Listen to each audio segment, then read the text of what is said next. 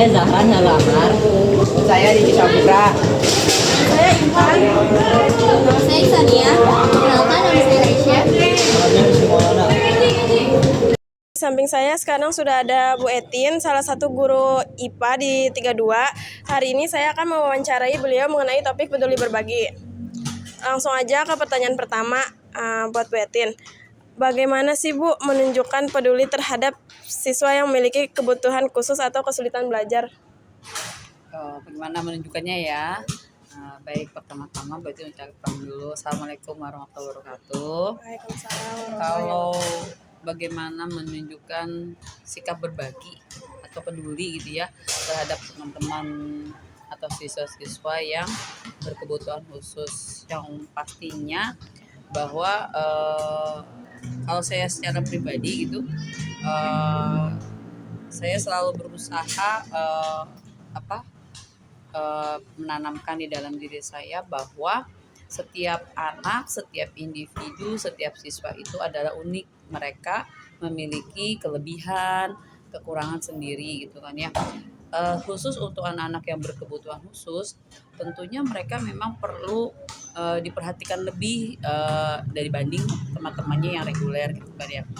Misal di 32 sebagai sekolah inklusi itu anak-anak berkebutuhan khusus kan diberi fasilitas di dalam pembelajarannya tersendiri. Contohnya mereka punya waktu, jam, dan ruang yang dikhususkan untuk penguatan pembelajaran mereka gitu. Kalau secara saya pribadi sih, saya selalu berusaha untuk memfasilitasi mereka di dalam kegiatan pembelajaran. Misalnya dalam kelas, tentunya saya harus selalu tahu bahwa mereka memiliki tingkat kemampuan yang berbeda dari teman-temannya. Itu akan jadi perhatian khusus buat saya seperti itu.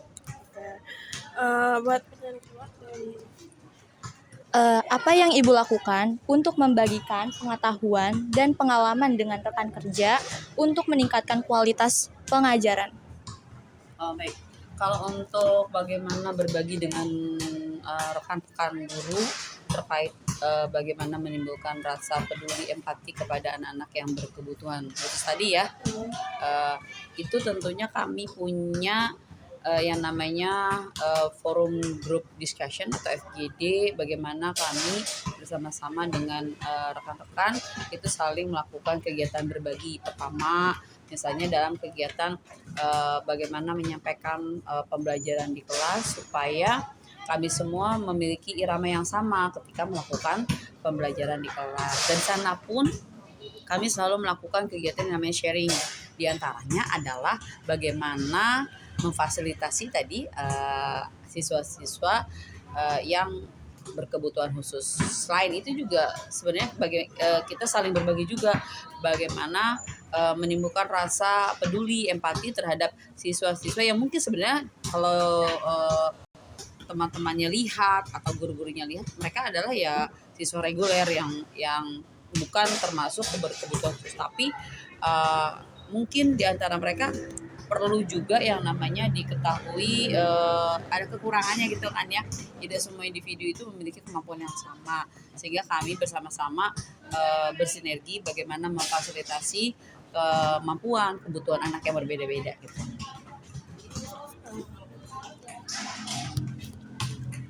Bagaimana Bu Etin mengajarkan nilai-nilai peduli dan berbagi kepada siswa di kelas? Kalau di kelas mungkin yang kelas batin sudah ajar mungkin tahu ya, saya selalu menyelipkan setiap kegiatan itu dengan hal-hal yang terkait dengan bagaimana anak-anak bisa memiliki rasa empati, peduli sama teman-temannya yang pertama mungkin yang mereka anggap kemampuannya di bawah teman-temannya. Yang kedua tadi adalah karena kita adalah sekolah inklusi, berarti di dalamnya ada siswa-siswa yang berkebutuhan khusus walaupun anak-anak tersebut tidak berada di dalam ruang kelas mereka. Kan mereka ada di dalam lingkungan sekolah gitu kan ya. Jadi saya selalu berusaha menyelipkan pemahaman agar siswa-siswa di 32 memiliki rasa simpati, empati, peduli yang tinggi terhadap teman-temannya yang berkebutuhan khusus tersebut. Apa yang Ibu lakukan untuk membantu siswa yang membutuhkan dukungan emosional atau sosial? untuk siswa yang mengalami kendala gitu ya di bagaimana mereka beremosional sama ada gangguan sosialnya. Ya, mungkin hal yang saya lakukan adalah pertama adalah mendekati ya, mengobservasi emang sebenarnya apa sih yang terjadi sama dia, kok ada kesulitan di dalam masalah emosional juga sosial gitu kan. Setelah diketahui akar masalah penyebabnya, baru saya bisa menentukan apa yang harus dilakukan selanjutnya. Yang terutama adalah pendekatan dulu. Karena kadang-kadang anak mungkin melakukan tindakan yang secara sosial, secara emosional itu di luar kendalinya. Mungkin kan penyebabnya apa gitu ya. Bisa jadi bukan pemicunya bukan dari orang lain.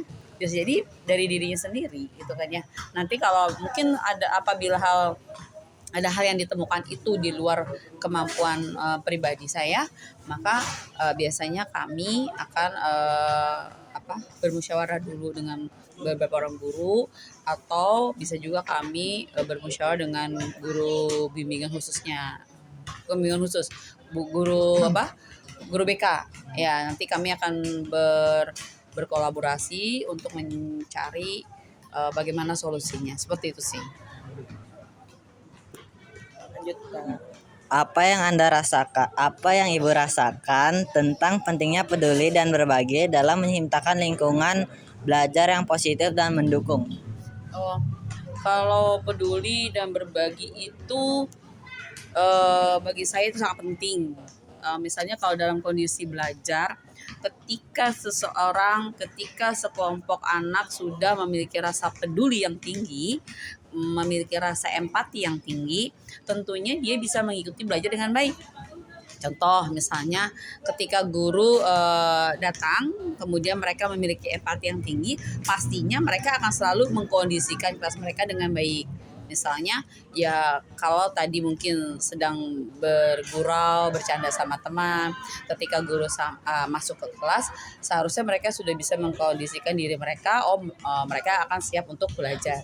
Nah, bagi saya itu sangat penting. Jadi ketika anak atau sekelompok anak atau satu kelas anak sudah tidak memiliki rasa empati untuk belajar, nah itu sulit. Jadi belajar itu agak sulit. Jadi memang yang paling diutamakan adalah bagaimana mereka punya rasa empati, peduli terhadap diri mereka, yang selanjutnya adalah lingkungan mereka.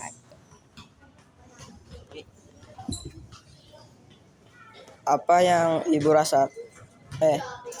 bagaimana Ibu berbagi sumber daya dan pengalaman dengan orang tua siswa untuk meningkatkan kualitas pendidikan? Kalau berbagi dengan orang tua siswa, tentunya itu bisa dilakukan. Kalau sekarang kan banyak cara untuk berkomunikasi sama orang tua tuh lebih luas ya, lebih gampang. Nggak mesti orang tua itu kita hadirkan di sekolah gitu kan ya.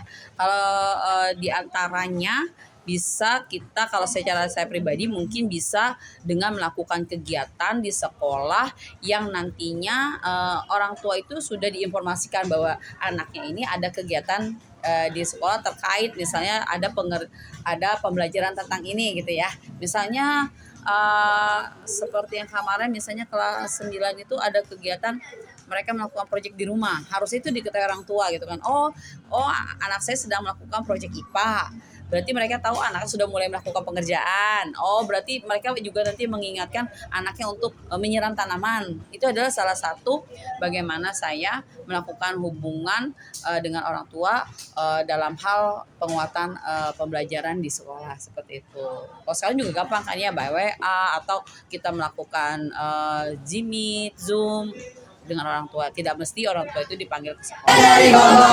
Wassalamualaikum warahmatullahi wabarakatuh.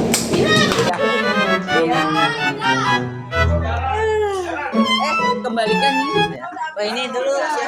Ini dulu belum mati nih. Dia banjir tahu-tahu banjir.